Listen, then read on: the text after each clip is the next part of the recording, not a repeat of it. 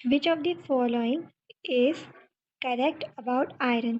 हमें पता है red blood cells oxygen transport करते हैं और रेड ब्लड सेल्स के अंदर हेमोग्लोबिन होता है जो हेल्प करता है ऑक्सीजन ट्रांसपोर्ट में, और हेमोग्लोबिन के अंदर आयरन मौजूद होता है। तो इसलिए हमारे दो आंसर शॉर्टलिस्ट हो जाते हैं, helps in transport of oxygen, ये दोनों ठीक थे। फिर इसका सही सोर्स हमें पता करना था, तो सही सोर्स जिससे हमें आयरन मिलता है वो है रेड मीट और एग यॉक, इसलिए जो हमारा करेक्ट आंसर है वो है डी, सोर्स रेड मीट और एग yolk, और उसका फंक्शन है help to transport of oxygen. Child visits a doctor with the following symptoms: dry skin, poor growth, night blindness. The vitamin which is deficient in his body would B.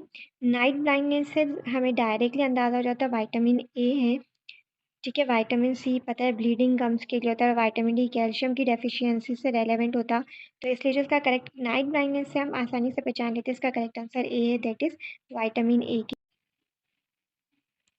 The example of assimilation of food in the body is, सबसे पहले हमें पता होना चाहिए assimilation की definition क्या है। Assimilation is the conversion और incorporation of absorb simple food material into the complex substance constituting the body, इसलिए जो इसका करेक्ट आंसर है बी है, that is the use of glucose in respiration. जो एब्जॉर्ब फूड मटेरियल है वो incorporate हो रहा है, इसलिए जो इसका करेक्ट आंसर है the use of glucose in respiration. In the digestive systems of human beings, the digestive enzymes are secreted by stomach, pancreas और small intestines। digestive enzymes secrete करते हैं, इसलिए इसका C करेक्ट आंसर है।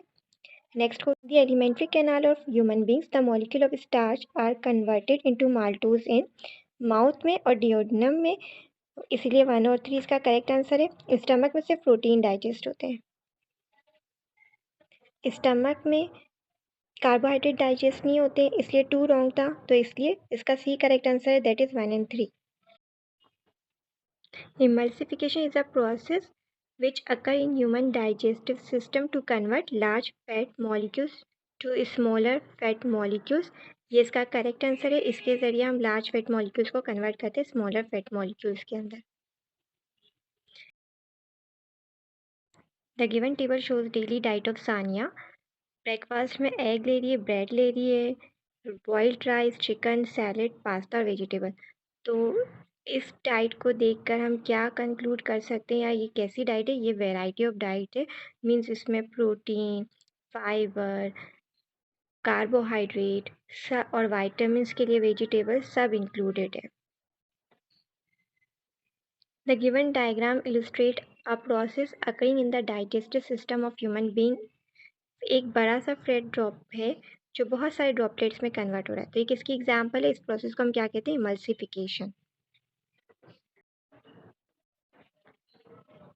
A person has following symptoms: pain in abdominal region, difficulty in expelling feces, infrequent bowel movement.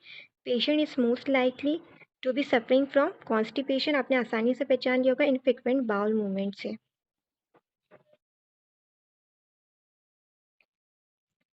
The given table shows estimated energy requirement in kilocalories according to age, gender and activities। एक table दिया हुआ है, mail की 2 edges दी हुई है और हमें उनकी एनर्जी रिक्वायरमेंट्स दी है, जिसमें हमें नज़र आ रहा है एडल्ट मेल्स की एनर्जी रिक्वायरमेंट ज़्यादा है। तो इस इंफॉर्मेशन से हमें क्या पता चलता है? इस इंफॉर्मेशन से हमें पता चलता है adult males should take more carbohydrate than children because उनकी एनर्जी रिक्वायरमेंट ज़्यादा है। The given diagram shows peristalsis in oesophagus. The condition of longitudinal muscle at the position P and Q should B.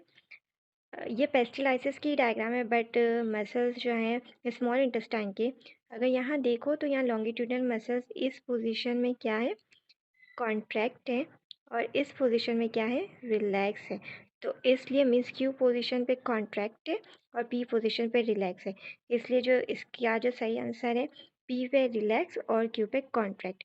याद रहे longitudinal muscles की बात कर रहे हैं, इसलिए दिखने में हमें कॉन्ट्रैक्ट दिख रहा है, बट सर्कुलर मसल्स यहाँ पे कॉन्ट्रैक्ट है, लॉन्गिट्यूडनल मसल्स यहाँ पे क्या है? रिलैक्स है, और यहाँ पे कॉन्ट्रैक्ट है। इस डायग्राम से बिल्कुल वाज़ेह होता है, ठीक है। यहाँ पे सर्कुलर मसल्स कॉन्ट्रैक्ट है, लॉन्गिट्यूडनल क्या है? रिलैक्स है। यहाँ पे लॉन्गिट्यूडनल कॉन्ट्रैक्ट है, सर्कुलर मसल्स क्या है? रिलैक्स है।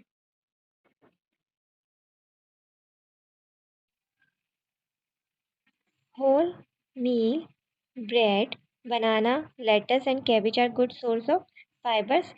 Whole meal bread, banana, lettuce और कैबेज जो गुड सोर्स है फाइबर के, इसलिए जो इसका करेक्ट आंसर है B, they are good source of fibre. The example of assimilation of food in the body is, सबसे पहले हमें पता होना चाहिए एसिमुलेशन की डेफिनेशन क्या है। एसिमुलेशन इज द कन्वर्जन और incorporation of absorb simple food material into the complex substance constituting the body, इसलिए जो इसका करेक्ट आंसर है बी है, that is the use of glucose in respiration. जो एब्जॉर्ब फूड मटेरियल है वो incorporate हो रहा है, इसलिए जो इसका करेक्ट आंसर है the use of glucose in respiration. Which of the following indicates the movement of larynx and state of trachea during the swallowing of food? When larynx trachea moves upward, it folds epiglottis, a flap of cartilage, into more or less horizontal position, thus closing the glottis, that is the opening of windpipe trachea. ताकि जो है ना खाना windpipe में enter ना हो जाए, इसलिए लैरिंग्स अप मूव करता है ताकि पेसेज ऑफ ट्रेकिया क्लोज हो जाए। इसलिए जो इसका करेक्ट आंसर है लैरिंग्स मूव्स अपवर्ड, यानी मूवमेंट ऑफ लैरिंग्स अपवर्ड है और पैसेज ऑफ ट्रैकिया जो है वो क्लोज हो गया, ये इसका करेक्ट आंसर है बी।